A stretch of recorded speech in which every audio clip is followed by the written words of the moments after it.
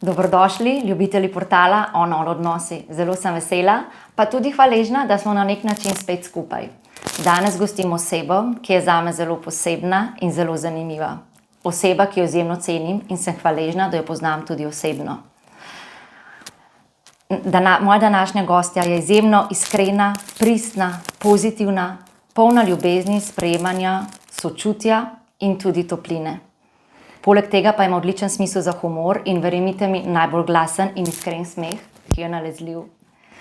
Osebo, brez katere tega portala ne bi bilo. Gostim Evo Erpič, direktorico in ustanoviteljico portala On odnosi, magistrico zakonskih in družinskih študij, strokovnjakinjo za odnose in intimo, s privatno prakso v Ljubljani, kjer že 10 let opravlja delo terapevtke. Eva, dobrodošla. Neža, hvala za tak lep napovednik. Najina tema danes je mogoče še vedno tabu, ampak meni se zdi nadvse zanimiva in aktualna, to je spolnost. Tako da, draga Eva, hvala, ker te lahko gostim. Kako si danes in ali ti je težko govoriti o današnji temi ali ti je na nek način postala že domača in blizu? Vesela sem, da v bistvu imava midve en tak pogovor, da sva združile prijateljstvo in delo, oziroma se ne vem, če je portal zares delo, ampak neka vizija, veselje. Poslanstvo. Poslanstvo, ja, hvala. In tokrat ne samo moje poslanstvo, ampak da smo se res združili ljudje, ki vsak živi lahko en del svojega poslanstva skozi portal, tako da mi je v čast biti v vsaki vlogi v tem portalu in kot gostiteljica in kot gostja in kot ustanoviteljica in kot sodelavka in kot prijateljica. Tako da čist veselim se današnje teme. No. Jaz tudi zelo. Dragi poslušalci, na portalu lahko rešite tudi kviz, kako ste zadovoljni s svojim spolnim življenjem in kako kvaliteten partnerski odnos živite. Prav tako Eva trenutno preko portala nudi kar 2 e-tečaja, to so temelji dobrega partnerstva in pa toksični odnosi, kako jih razumeti in v njih preživeti. Toplo dobrodošli na portalu. Draga Eva, v svojem dokaj mladem življenju si kar preko 5000 ur terapevtskega dela pridobila ogromno izkušenj in tudi znanja. Seveda, poleg formalnega izobraževanja, dobivaš nove izkušnje tudi v osebnem življenju. Nekako pa si poleg področja partnerstva začela poglabljati tudi znanje glede spolnosti. Pa me zanima, kaj te je vodilo k temu, da si se začela bolj ukvarjati in več ukvarjati s področja intime in spolnosti? Ja, jaz, ko sem se začela ukvarjati s partnerstvom, sem pravzaprav začela opažati, da vse te stvari, ki se dogajajo v partnerstvu, se na en način odslikavajo v spolnosti. Predtem nisem sploh razmišljala o tej povezavi, ali pa se mi je zdelo, da spolnost je pač spolnost. Ok, so malo različne prakse, en ima rajš to, drug ima rajš tak položaj in to so te razlike, ki jih doživljamo. S časoma oziroma z delom, s pari sem pa ugotovila, da pravzaprav je tle veliko več ene povezanosti in enih globjih pomenov, kot pa se mogoče zdi to na prvi pogled. In to me je zelo privlačilo, mene itak privlačijo neke skrivnostne stvari, že od nekdaj. Imam en tak, en radoveden del mene, ki zmeri tiste stvari, ki so manj odkrite, me zanimajo, me vleče tja v te zgodbe.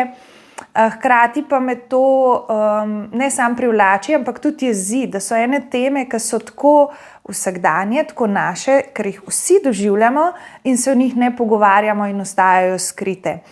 In mogoče bi lahko celo rekli, da imam strast do tega, ker neka privlačnost, pa hkrati jeza to res tako budi eno močno energijo. Zakaj se ti zdi pomembno, da danes več govorimo o spolnosti? Na nek način si mi že odgovorila tudi v terapevtskem kontekstu. Se pravi, če te prav razumem, se spolnost odraža v odnosu, ga odslikava. Ja, zelo je zanimivo, kako preigravamo pravzaprav te vloge, da mogoče nekdo, ki je v odnosu dominanten, si v spolnosti pa želi več neke podrejenosti, ali pa včasih tudi so zelo sorodne stvari, v smislu, da si tudi v odnosu dominanten in pol tudi v spolnosti nekako želiš uveljavljati to. Ali pa neke potrebe, pomanjkanja, mogoče če nekdo pogreša nek stik ali pa ni več prepričana, sva midva še par, a je med nama še neka bližina, nek odnos. Kemija. Ne nujno kemija, ampak a sva še, kemija je recimo bolj na začetku, a ne, ampak v nekem dolgotrajnem partnerstvu pa ta kemija že zgine, ampak še zmeraj pa rabimo preverjati, a si ti še z mano tukaj, a je to zdaj samo še neka rutina, a ne, imaš po urniku, ali je dejansko med nama, da si ti še moja in sem jaz še tvoj. In sploh moški so rabijo veliko več te neke fizične bližine za ta stik, da vejo, midva sva še povezana, še si moja. Medtem ko ženske gledamo tudi na spolnost precej bolj odnosno, ne, rabimo pravzaprav imeti neko čustveno povezanost, zato da se lahko v spolnosti lažje prepustimo. Predamo, bolj čuteče mogoče. Ja, lahko rečemo bolj čuteče, no. Ampak ne, ženska, če ne bosta povezana v partnerstvu, bo ženska pravzaprav zablokirala, se bo umaknila, bo težje imela s tabo spolni odnos, kot pa moški. A ne? Moški pa, če je nekdo, kjer je neka negotovost, neka frustracija, si ti še moja ali ne, te bo najprej peljal v spalnico in se proba o tem prepričati. A ne? Na drugačen način. Ja, moški rabi ta fizični stik, a ne, tam je. In če je spolnost v redu za moškega, je to neka potrditev, najin odnos še štima, ne. Vse je v redu, midva sva še povezana. Medtem ko ženska pravzaprav lahko to doživlja čisto drugače. Lahko je tam spolnost samo zaradi spolnosti oziroma zaradi nekih spet drugih pričakovanj, ni pa nujno, da je ženska tam zares čustveno, s telesom, z dušo, z nekimi... Srce. Ja. Kaj pa bi rekla, da je po tvojem mnenju najpogostejši mit o spolnosti? Najpogostejši je to, da je spolnost samo spolni odnos, ker spolnost je pravzaprav vse. Spolnost je, kako nekoga pogledaš. Spolnost je, katero spodnje perilo zjutraj izbereš. Spolnost je, kako se dotakneš partnerja, katero sporočilo mu pošlješ. Spolnost je, kako se sami v sebi počutimo. A imamo danes dober dan in nas preplavljajo neke močne emocije in smo navdušeni nad svetom, nad življenjem. Vse to je spolnost. Spolnost ni omejena samo na spolni odnos. In mogoče iz tega ven tudi drugi mit, da more spolnost vsebovati orgazem, kar ni res. Zdaj, če dalje več sicer nekih teh tantričnih praks, kjer se več govori o tem, da orgazem ni nujno, oziroma da je celo boljše zadrževati orgazem, da s tem moški ohranja več ene energije zase in jo ne daje ven ali pa ne daje od sebe. Ampak tudi, če ne gledamo iz teh nekih tantričnih ali pa nekih drugih praks, ni rečeno, da bo orgazem zmeraj logična posledica. Včasih lahko se predamo, lahko uživamo v spolnosti, ampak kar ne moramo doživeti orgazma. Ne? Se trudiš in pa se že toliko trudiš, da je že to kontraefekt, ne moreš. Ampak a to pomeni, da zaradi tega ni bilo spolnosti? A to pomeni, da zaradi tega, ne vem, nismo cel dan doživljali neke spolne energije, neke vzburjenosti, neke želje, strasti? Ne, ni nujno. Wow, kako lepo in globoko si nam to orisala. Nam da kar misliti, da je spolnost mnogo več kot samo nek fizičen stik med dvema. Kako pa se skozi čas spreminja spolnost, če pogledava dolgoročna partnerstva? Tukaj bi se navezala na partnerstva, kjer ni več dvojine, ampak ima postaneta družina, pridejo otroci in nekako je veliko energije usmerjene v otroke, so neprespane noči, je nekako logična posledica, da se spolnost spremeni, predrugači? Spolnost je itak živa stvar in spolnost se spreminja tako, kot se spreminjamo mi. Se pravi, ne samo starostjo, z nekim obdobjem, v katerem smo, ne samo z otroci, spreminja se tudi s tem, kaj jemo, kaj verjamemo, kaj živimo, katera čustva lahko izrazimo ob tej osebi, kdaj postanemo lahko bolj zahtevni, kako varen je odnos, kaj vse lahko izrazimo v tem odnosu, plus pa so še kakšne bolezni, razna stanja. Vse to vpliva na spolnost, ker spolnost dejansko je tako, mogoče ljudje pričakujejo, zdaj enkrat sva seksala ali pa 3-krat in ta 3-krat je bilo zmeraj v redu in je bila ta spolnost, dajmo reči, za 10 od 10 vrhunska ali pa za 8 od 10 in pol pričakujejo, da bo spolnost s to osebo zmeraj taka. Ali pa še hujš, da pričakujejo, da celo ko zamenjajo partnerja, pričakujejo, da bo ta spolnost tudi z drugim partnerjem taka. Ampak to ne more biti, ker ti nekdo umre ali pa se dogaja neke velike spremembe, ali pa se poročiš. Vse to vpliva na to, kako doživljaš sebe, kako čustvuješ in posledično tudi na to, kako se boš nekomu drugemu predal, s čim se boš drugemu predal. Tako da je v bistvu toliko enih dejavnikov, ki vplivajo na spolnost, da to res ni nekaj statičnega, ampak je pravzaprav tako, kot je vsak dan znova presenečenje, kaj bomo doživeli, kaj nam bo ta dan prinesel. Tako je tudi vsaka spolnost v resnici čist edinstvena izkušnja. Je pa res, mogoče bi še to izpostavila, da po rojstvu otrok, sploh to, kar sem mogoče že prej začela, da moški išče več tega telesnega stika. In ko pride otrok, ima mama ponavadi veliko ali pa manj energije za partnerja in več energije še za to tretje bitje, ki je prišlo na svet. Poleg tega ima ženska po porodu, pustimo, da se celi ali pa da je še nekaj, da je prišlo do nekih hujših raztrgnin pri porodu in da rabi ženska čist nekaj posebej telesno, neko celjenje, ampak da pravzaprav ženska s tem ranjenim, če lahko tako rečem, telesom, ki takrat še okreva in ki sama sebe doživlja na en nov način, kot mamo, kot žensko, z neko novo ranljivostjo sploh gleda ženska na ta svet, če le ima to možnost, če niso ti odnosi partnerski že prej tako traumirani. Da je težko sploh karkoli doživljati, saj imamo tudi take odnose, kjer ženska postane tako mama, ker ima otroka, ne more pa zares razvijati tega materinstva v sebi, ker ni zares tega čustvenega prostora. Do tega, da tudi če ženska si, z vso to ranljivostjo vstopaš potem tudi v spolnost, v odnos in tudi če si ženska želi spolnosti, ta spolnost spet ne bo ista kot pred porodom, telo ni več isto kot pred porodom, se spremeni.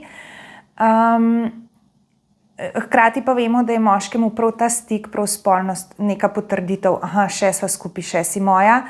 In takrat, ko je ženska že itak rezervirana z neko pozornostjo, z nekim časom za otroka, za tisto bitje, bo moški še tak večji odteglaj čutil. Se pravi, odnosa nimava, zdaj te delim še z nekom in zdaj te še v spolnosti ni zame. In to zna biti za moškega tako res en tak šok, se lahko počuti odveč, se lahko počuti odrinjenega, mogoče včasih celo izkoriščenega, saj zato sem bil dober, da sem ti otroka naredil, zdaj pa... Kje sem pa zdaj? Tako, to so res zelo ranljive teme in nisi na to pripravljena, šele pol, ko prije to bitje. Ampak so pa vsa čustva normalna in pomembna in je prav, da se o njih govori. Pogovarjamo. Ja. Kaj bi rekla, kaj je dobra spolna komunikacija in kako jo gradimo? Ja, to je tako, mislim, da vseživljenjski proces, spet, ker komunikacija ne obsega samo to, kar si povemo, ker spolnost tudi ni samo to, kar si mogoče, po večini narišemo neko prvo asociacijo, kaj spolnost je. Komunikacija je tudi prav to, kako nekoga pogledam, kako drugi s tem pogledom Ja, telesna, Čuteča. ja, vse. Sprav, kaj doživljamo, koliko lahko tega ubesedimo, s katerimi občutki lahko zdržimo pri spolnosti.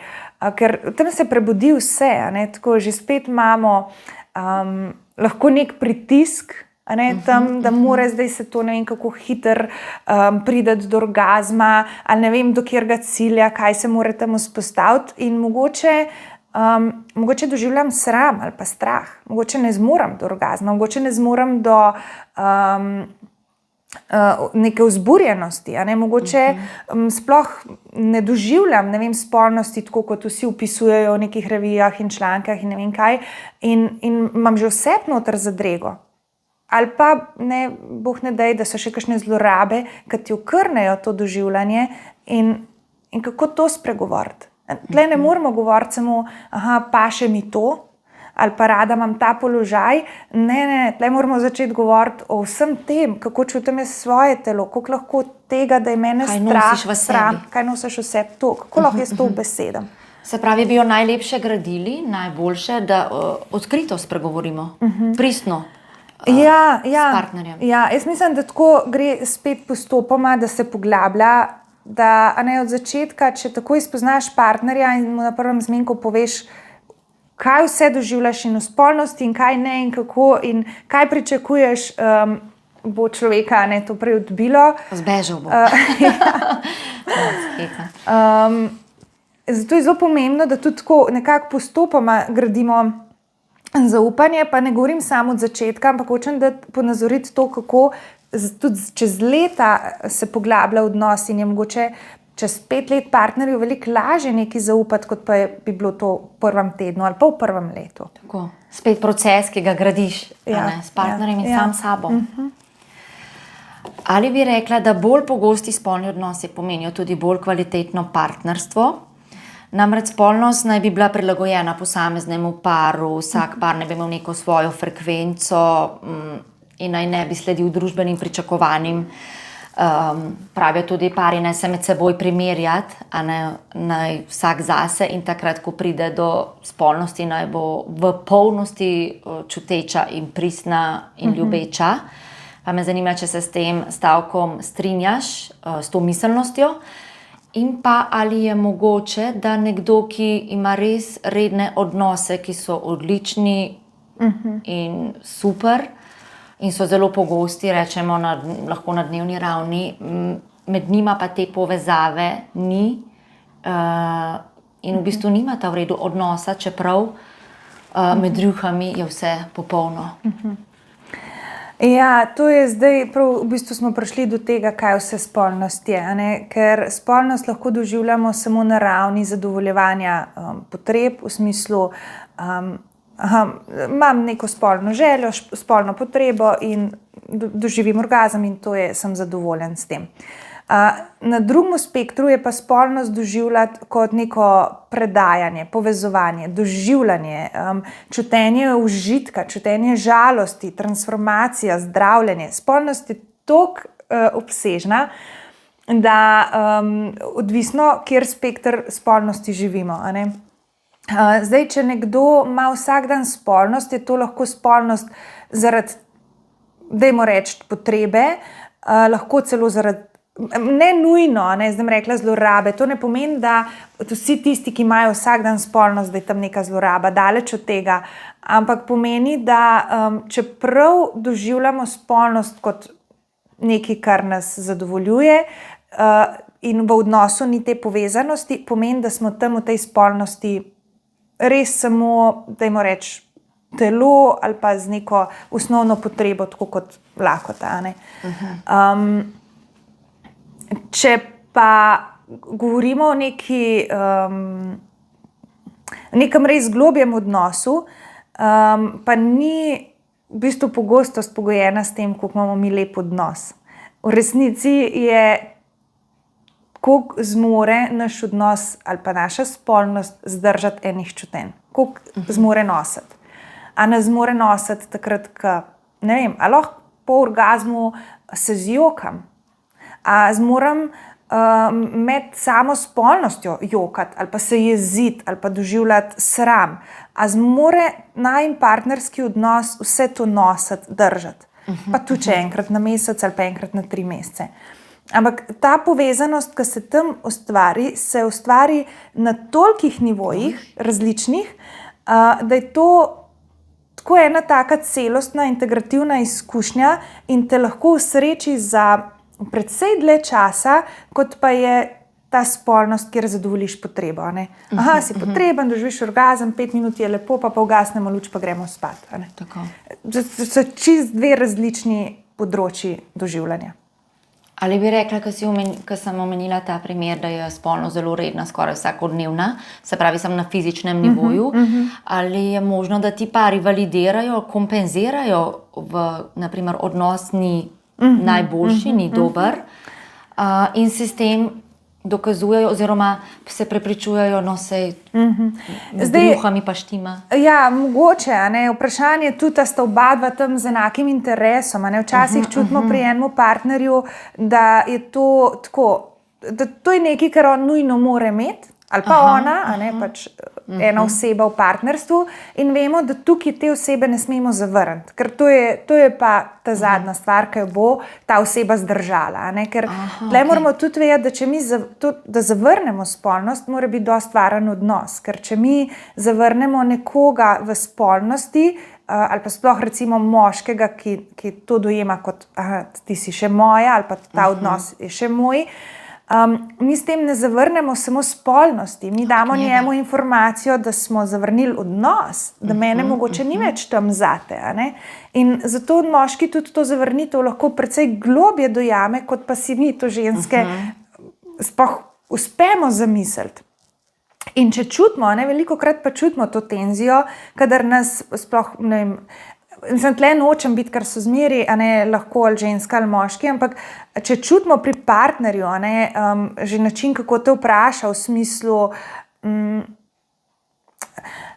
da čutiš v glasu, v tonu neko grožnjo v ozadju, sploh ne upaš reči ne.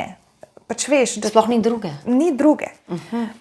Se ponavadi nekdo ima tudi neko rano v ozadju, ali da mora ustrezati, ali da mora poskrbeti zmeri za drugega, ali da ne sme izražati svojih potreb in je pol to kot neka res prilagodljivost. Ampak če bi šli majčkeno raziskovati ta odnos ali pa mogoče doživljanje teh 2 oseb, bi verjetno ugotovili, da če bi bila čisto iskrena en do drugega, da mogoče pa res ne bi imela vsak dan spolnosti.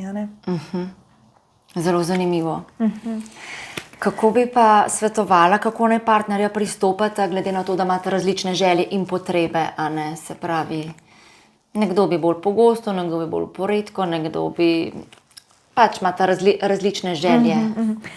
Ja, v bistvu to se zelo velikokrat zgodi, zelo redko je kjer par, mislim, sploh ne vem, če je, da bi imeli zmeri usklajeno, ti 5-krat na mesec, to je to.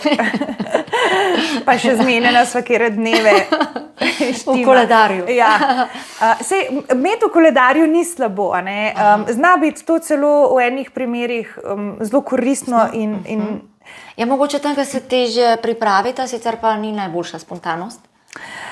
Ja, mislim, tako, več je spet vidikov, ne vem, lahko se sicer sam spustim, ampak zdaj ta spontanost je zelo opevana in je pol skozi neka krivda ali pa neki težki občutki, če si ti zdajle spontana in bi tebi zapasel, jaz pa rečem, jaz pa zdajle, ne, pa nisem toliko spontana, jaz imam pa zdajle še del, pa še neki. In zdaj sploh, če večkrat pride ta spontanost sam iz ene strani, iz druge pa ne, zna se že nabirati neka zamera, jeza, neka frustracija spet. Se pa zelo sprosti, ker se vemo, koliko stvari imamo na urniku, kakšne vse obveznosti imamo in velikokrat sploh pol, ko so otroci, zvečer padeš dol in ti mine en teden, en mesec tako in pogledaš, že en mesec nisva, da v bistvu, če imaš nekje na urniku nek opomnik, pa veš, ne vem, nedelja zjutraj ne vem, od 6 do 7 otroci gledajo risanke, ali pa ne vem, ali pa so pri babici da imaš v enkrat glavi na ta čas, mesec. vajin čas, pa ne glede na to, kaj počneš mogoče. Ja, točno to. A ne. Da ni nujno zmeri tam, zdaj mora biti to spolnost in orgazem, a ne, mislim, lahko je spolnost v tem širšem smislu, sva skupaj se gledava, doživljava intima. Tako, povezovanje. Ja. Je bilo pa še eno vprašanje, v bistvu sva izhajala iz enega drugega. Kako v željah in potrebah, če se razhajata? Ja. Mogoče tle spet iskanje nekega kompromisa, ampak spet se mi zdi, da je velikokrat to tudi na terapiji razlika, kaj se skriva v ozadju. Če imam jaz neko stisko, neko negotovost, si bom mogoče večkrat želela spolnosti in večkrat tega stika, večkrat dobiti neko pomiritev, zato da bom jaz lahko mirna. Kot če jaz imam že vse to potrditev in vem, da smo mi dva v redu. In takrat, ko je spolnost, lahko doživljam dokaj spontano, sproščeno. Tako hočem reči, da zelo z različnimi potrebami prihajamo v odnos, v spolnost in da je potrebno se vsem tem pogovarjati. Se pravi, kaj si sploh želimo, kako iščemo stik, kaj mi pomeni to, da imava mi dva vsak večer ali pa enkrat na teden spolnost. Tudi, če jo nimava. Vsak ima lahko svoj srž, zakaj. Ja, in da se lahko o tem tudi slišimo, če se lahko. V enih odnosih se o tem ne da govoriti, ali pa bo kdo rekel, daj, kaj kompliciraš, sam seksa ubirati, ali pa rada. Pač to je to, kaj ne zdaj še potrebe, pa kaj. Zakaj bi šli v globino? Ja. In sej ni prav pa narobe. Nekdo pač doživlja zaenkrat na tem nivoju, mogoče bo kdaj na kakšnem drugem, mogoče ne. Je pa sigurno res, da če bi nekdo si želel izboljšati spolnost, da ni treba nadgrajevati samo v smislu nekih igrač, položajev, neke odprtosti, ker pari pol velikokrat stopnjujejo to že na način, da grejo v odprto vezo, v ne vem kakšne prakse, swingerski klubi, ne vem. Tako da iščejo neko tisto mejo, kaj še, Koliko daleč, kot neke popestritve, kot da si ne znata sama. Ja, na koncu priješ do tega, saj ne, da ne znata sama, pa nič ni narobe tudi z igračami, pa fino je, če si kdaj, ne vem, če sta oba dva odprta in si lahko kaj vključita noter, ampak velikokrat pari ne vejo, kaj zares iščejo. In pa grejo v neke ekstremne prakse in tam doživijo razočaranje. Ker niti si ne predstavljamo, kaj to prinese. Tako se zdi fajn, da je super, pa gremo v troje, pa v troje, vse res, zakaj pa ne, zakaj bi pa bili tako zategnjeni. Dajmo sprobati.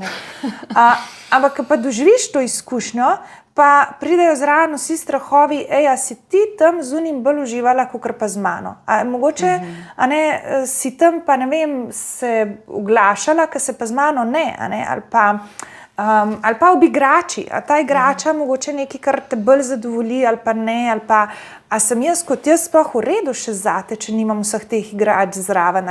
Tako en kup enih dilem se odpira in spet mi smo z vsem tem v spolnosti, ne da se biti samo s telesom. Slej ko prej nas vsi te občutki dohitijo. Zdaj spet lahko jih rešujemo tako, da dodamo še eno prakso, dodamo še nekaj več, še eno igračo, da bo zihar, da bo tako. Včasih pa v bistvu že sam en pogovor, en prostor veliko več reši. Veliko več naredi. V bistvu, kako smo globoko v sebi lahko zelo ranljivi in kako ena taka odločitev odpre kup vprašanj, razmišljanj, pomislekov, iskanja potrditev. Ja. Kaj pa lahko naredimo, če izgubimo občutek poželenja? Lahko je to do sebe, do partnerja, nekako pademo v neko rutino, pozabimo nase, na svoje potrebe, na partnerjeve potrebe. Pa navezala bi se tukaj, da si zadnjič zelo lepo opisala.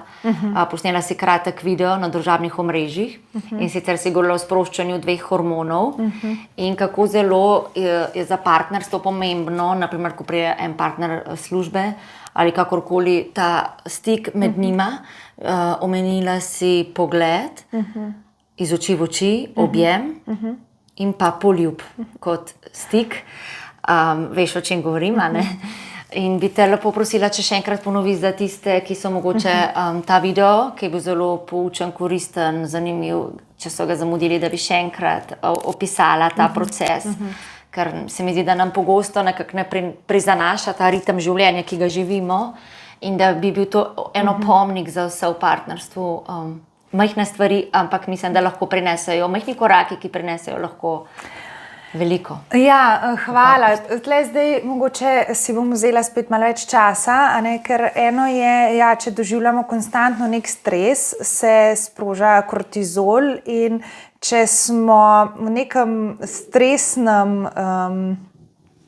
stresni energiji, zelo težko preklopimo zdaj na uživanje in se v bistvu konec koncev tudi, ko greš na dopust, greš na nekaj lepega, greš uživati, ampak predno greš ali pa ta vmesna faza še razmišljamo, smo zaklenili, smo vse spakirali, imamo tisto. A sem se naredil v službi? Ja.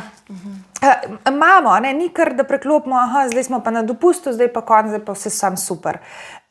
V spolnosti pa včasih tako pričakujemo, zdaj imamo potrebo, prišli smo dan, dajmo zdaj mi to kar takoj tlele.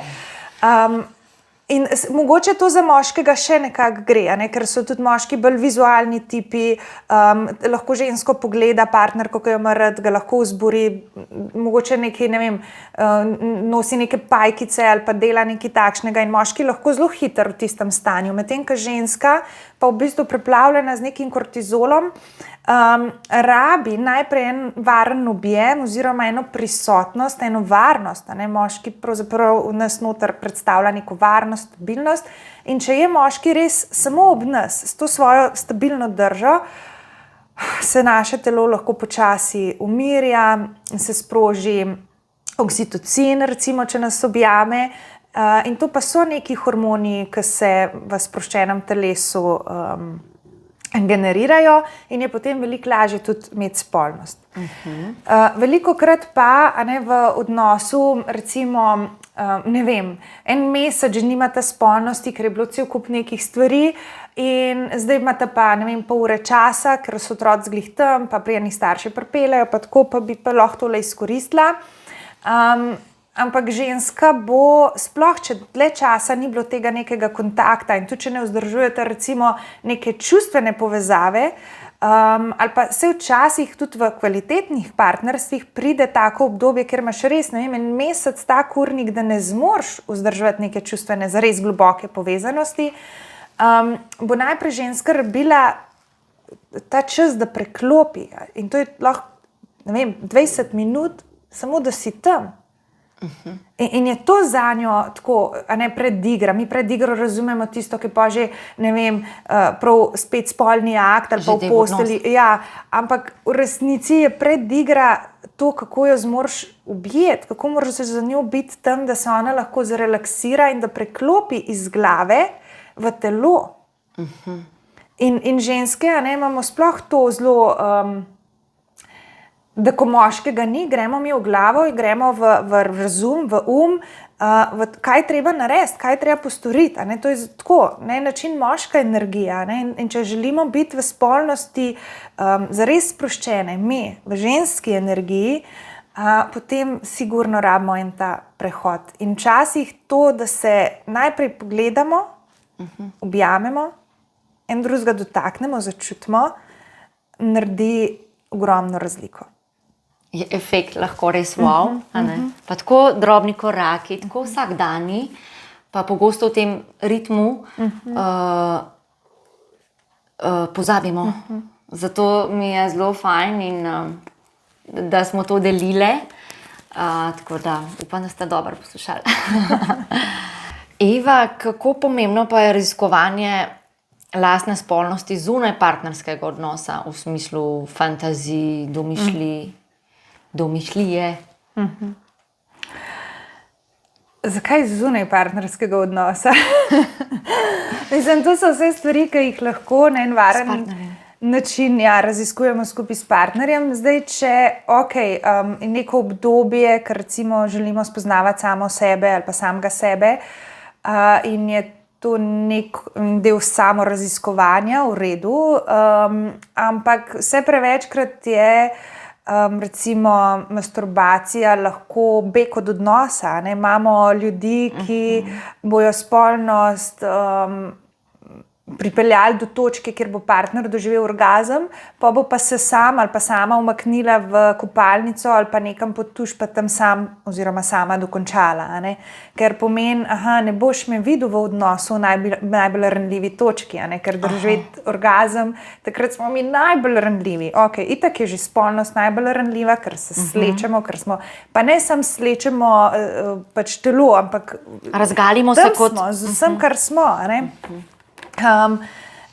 In še doživeti orgazem nas v bistvu, čeprav je prijeten za par sekund ali pa minut, unesposobi. Smo ranljivi, takrat se odklopimo, če lahko tako rečem, in ne zmoremo imeti kontrole, ne zmoremo imeti nadzora nad tem, kar se dogaja, nad tem, kako izgledamo, kako nas drugi vidi.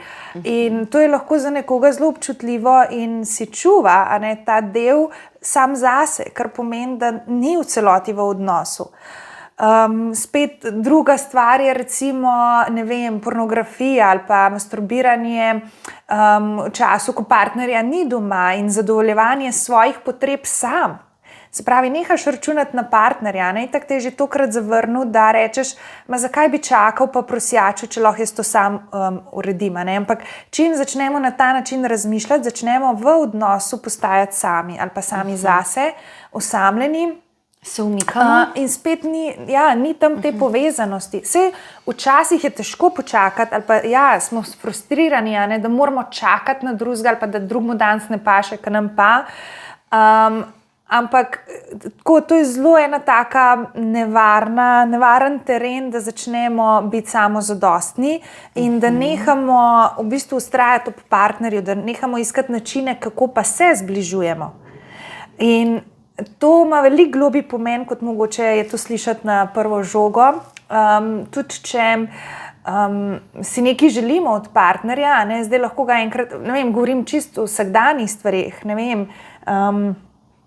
a gre z mano na družinski piknik. In zdaj, če reče ne, ok, sem lahko razočarana ali pa še cel teden jezna na njega ali pa doživljam jaz nekaj ob tej njegovi zavrnitvi, lahko pa raziskujem, kaj se z njem dogaja, da ne more iti z mano tja. Kaj on doživlja ali pa mogoče sam, ima on neko stresno obdobje ali mu družinski odnosi pri nas doma ne pašajo ali se njemu nekaj tretjega prebuja, kar doživlja ob vsem tem, rojstnem dnevu, teh dogodkih, karkoli.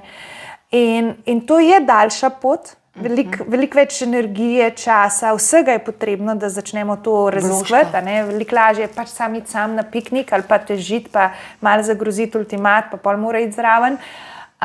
Niso pa to najbolj funkcionalni načini, sploh pa ne na dolgi rok. In če res želimo delati na neki kvaliteti v partnerstvu, v spolnosti, potem je fino preverjati, kaj se dogaja in zakaj. Mi lahko še enkrat pomagaš z vprašanjem? Ne, tukaj sem samo, kako pomembno je raziskovanje lastne spolnosti, zunaj partnerskega odnosa. Hodila sem domišljijo še. Domišljija, ja, točno. Da tudi domišljija, mi v domišljiji lahko zelo veliko doživimo. In je to lahko zelo prijetno in je to lahko tako, ne samo neka ideja v tem, ampak lahko nekaj, kar nam tukaj in zdaj pomaga popestriti doživljanje, naše občutke. In spet, koliko je dovoljeno to v partnerstvu doživljati. Ker če moramo mi en svet imeti skozi rezerviran zase, ker ti ga nočem povedati, ker me je sram, ker se bojim zavrnitve, pravzaprav živim sam z enim delom v partnerstvu in v spolnosti. En del imam pa samo zase. En del pa sam zase. Čeprav je domišljija, če jo skupaj uporabita, se spet ne pomeni, da je treba čist vse biti 100% iskren in transparenten, ampak da lahko en del teh idej, te domišljije pravzaprav integrirata v spolnost, uporabita kot nekaj, kar ne rabiš dejansko iti, v swingerski klub, lahko samo uporabiš domišljijo, kako bi pa tam bilo, kaj bi se zgodilo. Da s partnerjem deliš. Ja, in domišljija je lahko zelo močno orodje za tako, da si prav prislikaš ta svet zraven. In že včasih vidiš, kje vsi občutki se zbujajo, že samo ob misli na to. Tako da domišljija je lahko eno zelo močno v bistvu orodje, če ga znamo integrirati. Domišljijski, fantazijski svet. Ja.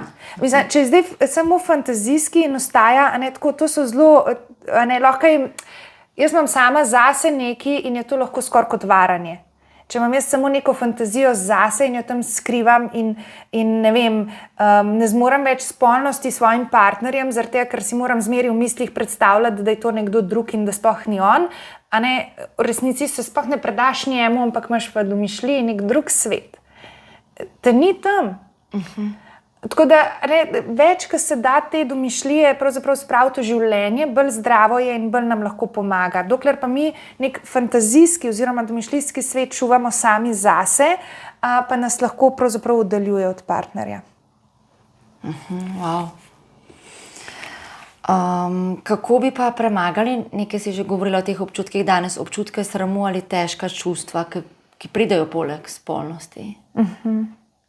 A pa če imaš kakšen primer z prakse, seveda anonimizirano.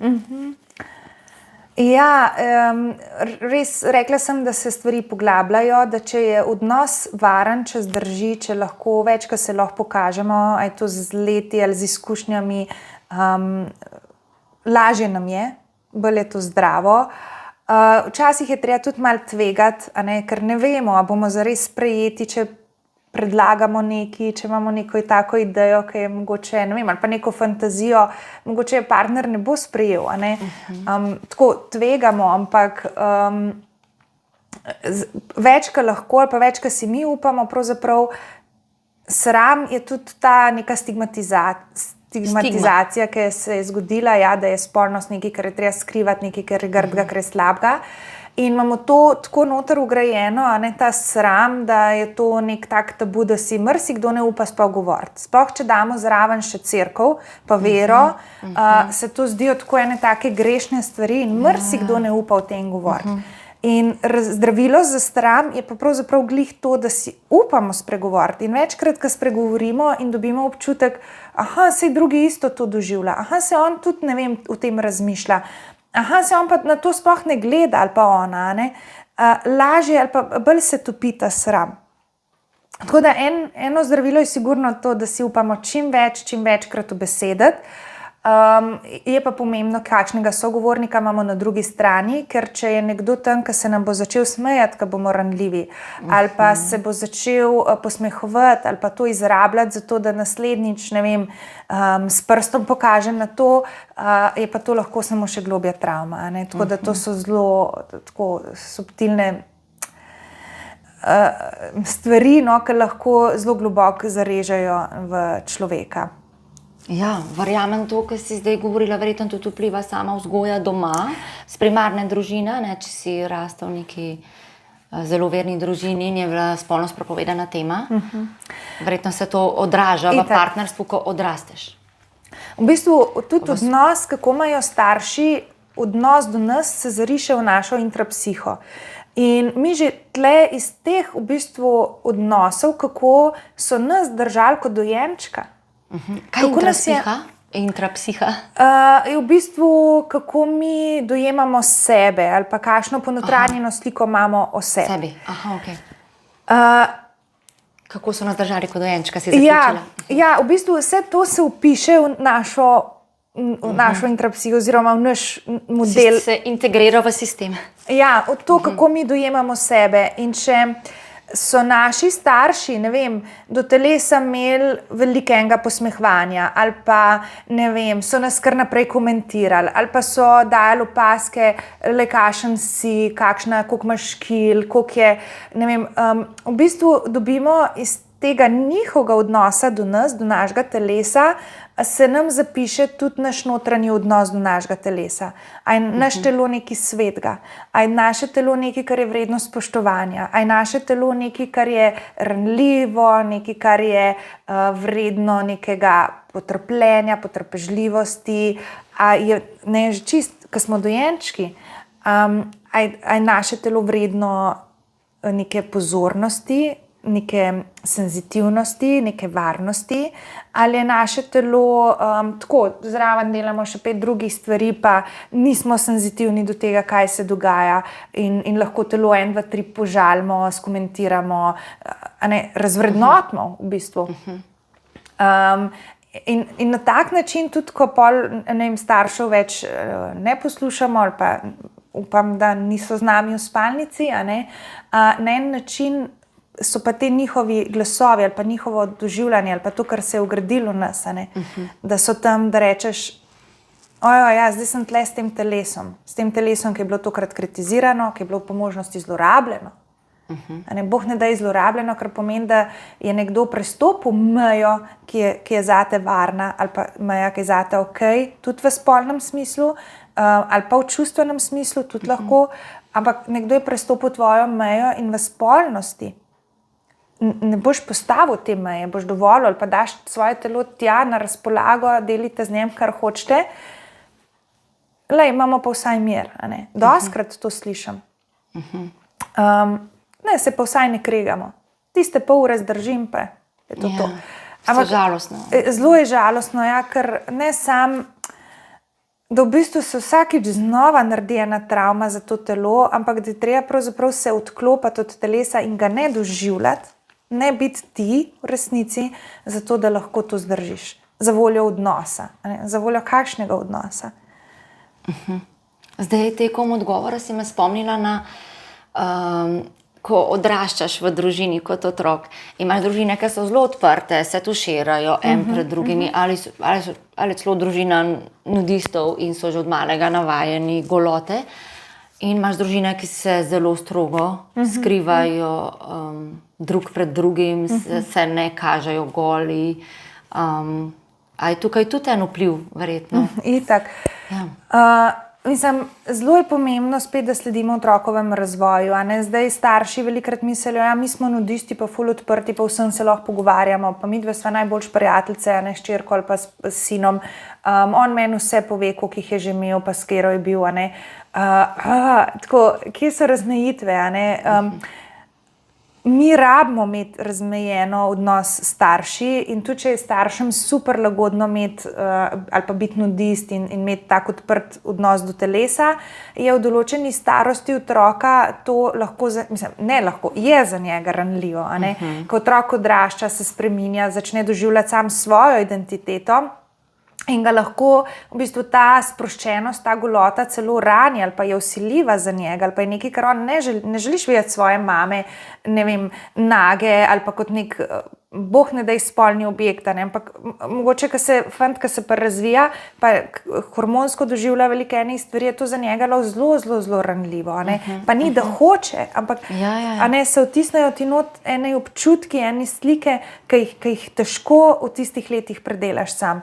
In tudi rabimo imeti to zasebnost, da lahko mi pravzaprav najprej sebe raziskujemo, sebe doživljamo in ko smo pripravljeni, se še z nekom podelimo. V nekih zelo odprtih družinah ali pa druga skrajnost, zelo zaprtih družinah, je pa zraven občutek nekega sramu, celo gnusa, če te stvari niso razmejene in ti ne rabi noben nič direktno reči, glede spolnosti, ampak dobiš ta subtilna sporočila, ko se gleda film, ko, ne vem, smo kdaj na morju z družino, pa je tam, ne vem, je treba iti v kopalke, pa je mama skozi nekaj narobe in dobiš iz tega te njene drže, občutek, nekaj neprijetnega se dogaja. In ta subtilna sporočila so verjetno včasih še močnejša kot tista ubesedena. Vse to se vpiše v telo, vse to. In zato pravim, z vsem tem telesom, z vsemi izkušnjami smo mi v spolnosti. Mi nismo v spolnosti samo, fajn dan smo čas, lušten mi je, lep dan je bil, da gremo pa imeti spolnost. Ampak mi smo tam z vsemi izkušnjami, ki smo jih vse do danes doživeli. Tam je to telo, ki se ne more sprostiti, telo, ki se lahko sprosti, telo, ki doživlja sram, strah, žalost, jezo, vse to je tam. Vse to nas spremlja. In tudi recimo včasih, kdo misli, da če prevara, pa tega ne pove, da se to itak ne bo vedel. Pri spolnosti se to čuti. ker ni več tiste povezanosti, zlitosti, ni več tam, ta prevara je skozi vmes. Mogoče ne veš, ne znaš si razložiti, kaj je prišlo zdaj vmes, Ampak nekje drugače. ampak čuti pa se. A ne? In raniš v bistvu svojega partnerja s tem, ker nekaj skrivaš, nekaj, kar je tako pomembnega, ga pravzaprav raniš, ko greš s tem v spolnost. To res niso nedolžne stvari. Spolnost res nosi velike energije. Jaz resnično verjamem, da se te stvari čutijo na nekem nivoju. Kako si rekla. Kako bi pa rekla, da vpliva na spolno življenje, na spolno življenje stres, anksioznost, mogoče depresija? Mislim, zdaj, lahko depresija načeloma malo odvzame te želje, sploh zdaj, če je zdravljena depresija, če so neka zdravila zraven, anksioznost lahko celo poveča neko željo ali pa libido, ker je spolnost tudi način umirjanja, naj ne bi bila, ampak marsikdo spolnost dojema tudi kot način, jaz sem tesnoben, zdaj se pa rabim umiriti. In pravzaprav zlorabiš partnerja za svojo lastno umiritev. Zato, da se ti pomiriš. Jaz sem tesnoben, ali pa sem tesnobna in se rabim umiriti in zdaj ti mi bo tukaj na voljo, da se bom jaz umirila. Ne, moj partner ni na voljo tam zato, da se jaz lahko umirjam. To je moja odgovornost, da znam sebe umiriti. Lahko pa pridem pač z raznimi občutki tudi v odnos in v spolnost. Ampak vse prevečkrat pa doživljamo to ali pa mislimo, da je to partnerjeva odgovornost ali pa da če jaz začutim potrebo, da avtomatsko, če sem v partnerstvu, kam pa naj drugam grem s to potrebo, pa mora biti tam na voljo. Ja. Ni to res, to v bistvu rata pravzaprav nespoštovanje drugega. So pa vsa ta stanja, v bistvu, vse to smo že prej nekaj rekli, in vse bolezni ali pa starost ali pa obdobje, nekaj, kar vpliva na nas. Mnogo dejavnikov. Kdaj pa bi rekla, da je priporočljivo, da par poišče terapevtsko pomoč, se pravi zaradi spolnosti? Kaj bi bila tista kritična točka, ali to, ko ni več želje in nekega poželenja medsebojne privlačnosti, ali do te točke pride že veliko pred tem? Ja, jaz mislim, da kar prej, zdaj takrat, ko je že čiz zamre neka želja, sploh če na obeh straneh, in da ni več poželenja in privlačnosti, tam ponavadi sploh ni več odnosa. Tam so že kar ljudje ponavadi v drugih odnosih, vsaj z mislimi ali pa čustveno, če ne tudi fizično. Mislim, alarmi so itak da prej, vse te zavrnitve so ponavadi najbolj boleče, in ni več nekega ravnovesja. Mi tudi v spolnosti ves čas težimo k nekemu ravnovesju, nikoli ne bomo z istimi potrebami tam, ali pa z istimi željami, ampak dokler lahko se slišimo, pa usklajujemo, pa en drugega nekako vsaj probamo loviti, je okej. Zdaj pa, če se kopiči sam neka jeza ali pa en občutek odvečnosti, konstantne zavrnjenosti, včasih rečejo, zmer sem jaz tista ali pa tisti, ki daje pobudo, in pridejo eni dvomi, da ima drug sploh še rad ali ne. In zdaj, kje je tista kritična točka? Vsak par ali pa posameznik bo to spet nekje drugje ocenil, ampak ponavadi se te izkušnje kar kopičijo in ko je tista frustracija, se potem nekaj naredi, začnejo raziskovati. Je pa zelo zanimivo, da potem niti ne rešujemo, tudi na terapiji dejansko spolnosti, spolnega življenja, ampak pravzaprav odnosa, kaj se spet dogaja, kako izražata potrebe, kaj čuta.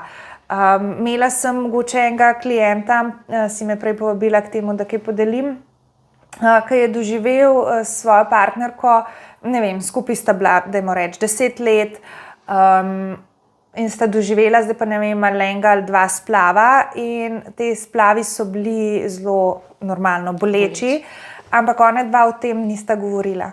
Med sabo? Ona dva sta te splave doživela in šla čez. In nič nista podelila glede tega, kaj to za njiju pomeni, kako je to doživljati, koliko ene žalosti. In sploh za moškega je to bila res ena taka velika frustracija. In to je bil en tak v bistvu res super primer, koliko je moški nosil ene te odgovornosti in ene krivde, da je sploh do splavov prišlo, in koliko je to njega bremenil in bremzal, in on ni vedel več, kako naj z vsem tem vstopi v odnos, v spolnost iz svojo partnerko. Ker je nosil to krivdo. Ker je nosil te občutke. In mislim, da je prišel par ur, da sploh nisva rabila celega cikla, kot ponavadi naredim. In v teh parih urah sva pravzaprav šla čez ta njegova čustvena stanja in se je toliko sprostil, da je njuna spolnost bila nazaj spet čudovita. In to so taki primeri, ki v bistvu vidimo, koliko globoko grejo ene take izkušnje in kako se lahko odražajo čisto v tem, kdo smo mi, kakšno poželenje čutimo, kako ga doživljamo. Ne samo po spolnosti, do vsega, kako čutimo žalost, pa si jo ne dovolimo izraziti, ali pa jezo, krivdo. In koliko nas to zablokira, da ne zmoreš pa niti želje več imeti po drugem, po odnosu, po spolnosti. Kako v bistvu težki nahrbtniki in kako pomembno jih je odlagati, se o tem pogovarjati? Plest odnos, bi jaz rekla. Zdaj, načeloma, zmeri tudi vabim oba na terapijo, načeloma ne rešujem samo z enim. In tudi tle sem tega moškega spodbujala, da to v besedi tudi doma, kar je mogoče ob meni samo bil nek lažji štart, da je vedel, da bo to tle sprejeto, in ko je to začel govoriti in doživljati, je tudi lažje prenesel to domov v odnos z ženi. Zdaj, če bi samo midva tle govorila, in bi se on samo ob meni sproščal ali pa olajšal, ne bi pa tega nesel domov v odnos in bi tam še zmeri bil napet in pod pritiskom, ne bi v bistvu imel ta zdaj efekta. In to zdaj tudi razmišljam, da sicer je čisto druga tema, pa mogoče ne bi preveč mešala, ampak veliko je tudi teh nekih izhodov, k nekim ženskam ali pa v prostitucijo, ker tam je ženska, ki je zmeri na voljo, ki jo lahko izrabiš na način, kot želiš, kot te paše, plačaš in nimaš komplikacij. In s tem tešijo, ali pa tudi so tle že varene in tako, tisto fizično potrebo, zato da lažje zdrži doma v odnosu in z vsem, kar žena v tem čustvenem smislu ima, ampak v resnici saj vemo, da je to beg.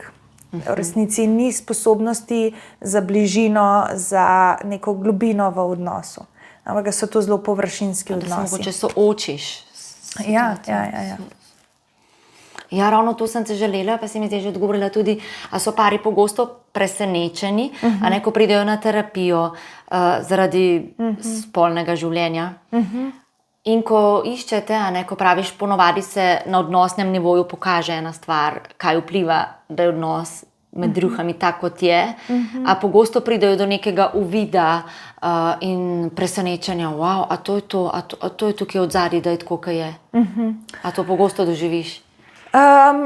Tako doživim, da me vprašajo, v katero smer bo šla terapija ali pa kako delam. Jaz to samo povem, da jaz pač ne svetujem nobenih tehnik, oziroma celo, da se v bistvu res redko pogovarjamo o spolnosti, kar je zanimivo. In tudi ponavadi se pari s tem strinjajo, sploh jim ni težko. Jaz tudi zelo čuvam njihovo intimo, ker je v bistvu meni neprijetno, da bi jaz bila del njune spalnice ali pa njune intime. Jaz res to spoštujem, naj bo to njun prostor, njun odnos, to je njuna intima in jaz nimam kaj posegati v to njuno intimo. Tako da jaz vse te stvari, kar se tiče nekih konkretnih praks ali pa idej ali pa želja, potreb, probam zelo zavarovati. Na drugi strani pa rabimo dovoljenje, da govorimo čim več o spolnosti ali pa tudi o željah, o potrebah. Tako da zelo manevriram ta prostor med tem, kaj želimo zavarovati, pa kaj je njuno, pa kaj, ne da lahko povesta, ampak kaj pa tisto, kar bosta povedala, da bo njima koristno.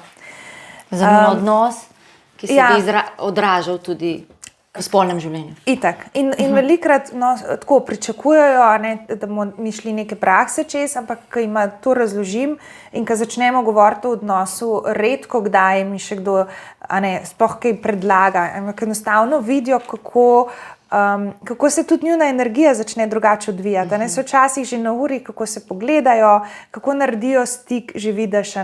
Pa zelo se čuti, jaz grem zelo na telo, kaj čutim jaz ob njima, ne samo kaj mi pripovedujete, ker konec koncev to je intim ali pa to je odnos, biti tam z vsem, s celim telesom.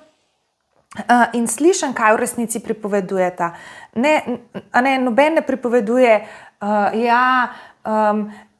trikrat bi mogla imeti več spolnosti ali pa ta teden bi mogla vsaj še 2-krat seksati, da bi bilo v redu. Ne pripovedujejo tega.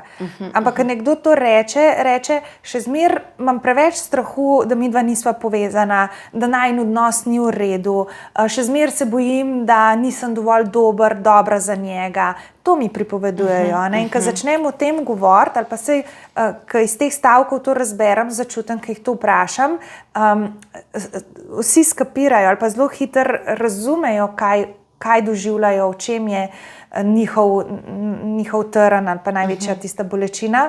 In že ko meduro, ko partnerka ali pa partner to razume, sliši, pogleda z drugimi očmi na to situacijo.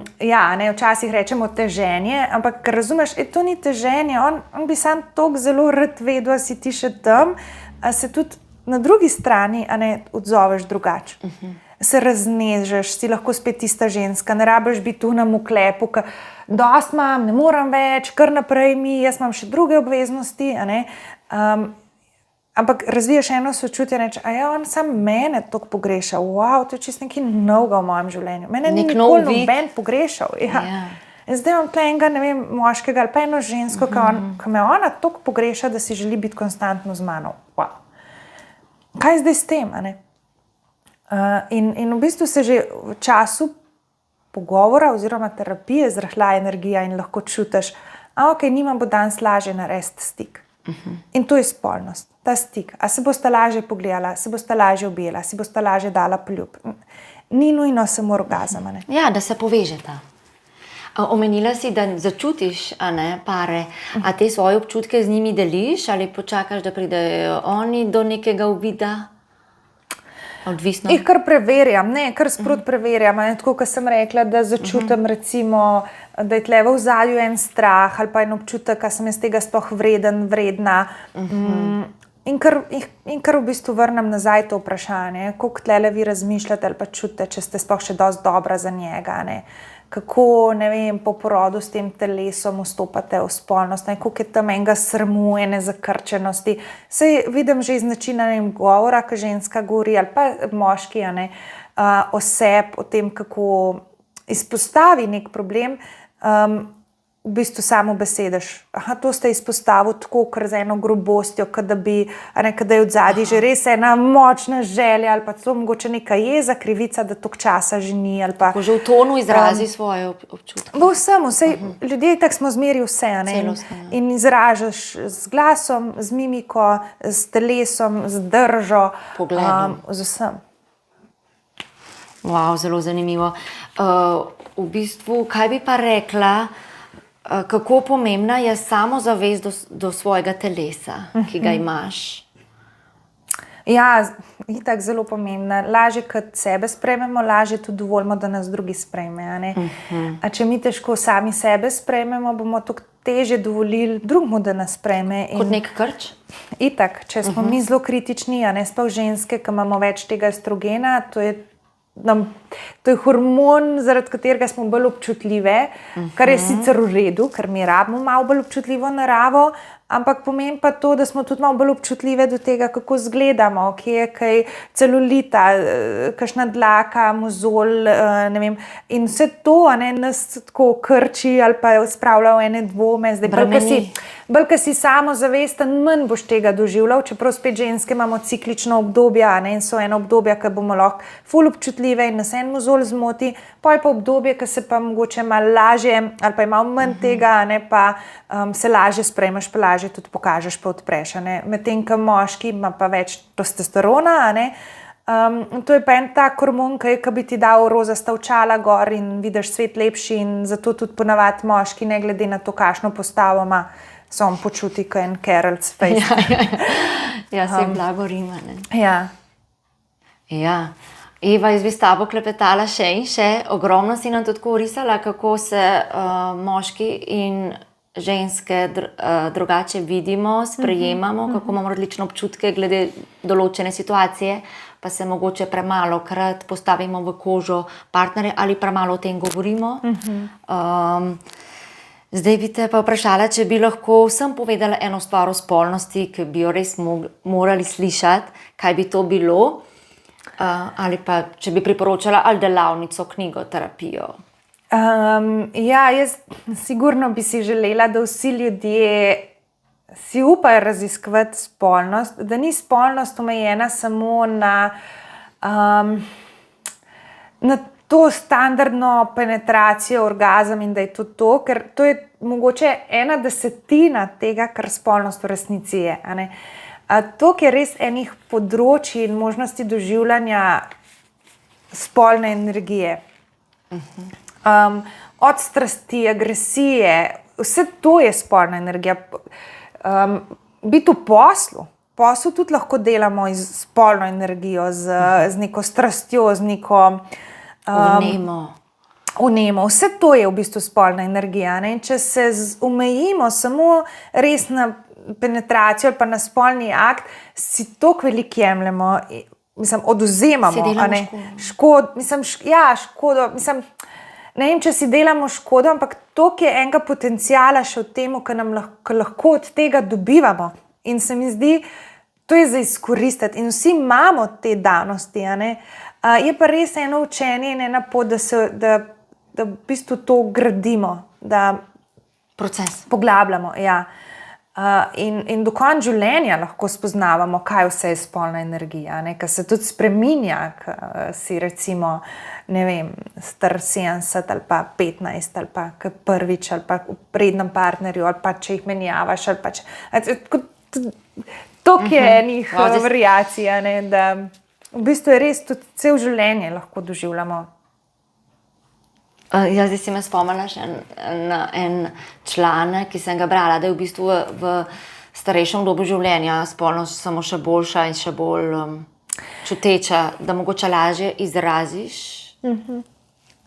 Zanimivo je to, da se v bistvu po določeni starosti zamenja, da mogoče prej je moški tisti, ki si bolj želi spolnosti in daje več pobude in tudi ima večjo potrebo. Spet, ne vedno, pa ne zmeri, ampak tako je pa prav neko obdobje, ki se pa to prevesi in so moški tako imajo čedalje manj potrebe, manj želje, so zadovoljni tako z občasno spolnostjo, ženske pa bi v bistvu čedalje bolj takrat rade, mogoče, ko grejo otroci od doma, ko imajo več časa zase, se pa v njih začne prebujati ena energija in si želijo sebe spoznavati in doživljati na razne načine in imajo dejansko tudi večji libido ali pa večje poželenje. In je zanimivo, kako spet se glih prevesi, kako da se cel življenje tako probamo zgrešiti ali pa cel življenje igramo to yin-yang, črno-belo, moški, ženska. Ravno na to si me spomnila na yin-yang. Ja. In bi na en način lahko rekla, tudi moški, ženska smo si čist nasprotje, čist kontra stvari doživljamo in kako to sploh ni mogoče uskladiti. Ampak lih v temu je čar, da cel življenje, se to je slišati naporno, ne spodbudno, ampak lahko je igrivo, pravzaprav tako balansiramo to, malo iščemo, se igramo s tem, kje je siva, če dam jaz toliko bele, ti toliko črne, kje so vse te nijanse vmes in potem ugotovimo, da je življenje vse prej kot pa črno-belo. In da se rabimo. In da rabimo te razlike, da nas to v resnici dopolnjuje, tako kot yin in yang. Mislim, da sva zelo lepo zaključile. Jaz bi še klepetala, upam, da bo še kdaj možnost, glede na to, z veseljem. Koliko imaš izkušenj in za sabo izobraževanj in predvsem prakse, ki jo je res ogromno. Tako da z veseljem te bom še povabila, mogoče s kakšno drugo temo. Tako da hvala za tvoj čas, tvoje znanje in tvojo izjemno lepo energijo. Zelo mi je bilo prijetno v tvoji družbi, verjamem, da tudi najnim poslušalcem, gledalcem portala On odnosi. Tako da lepo ste vabljeni na terapije, e-tečaje, na tapkanje, na skupine, moške, ženske. Vzemite se čas zase, za svojo dušo in užite svoje spolno življenje. Hvala, Iva. Neža, hvala.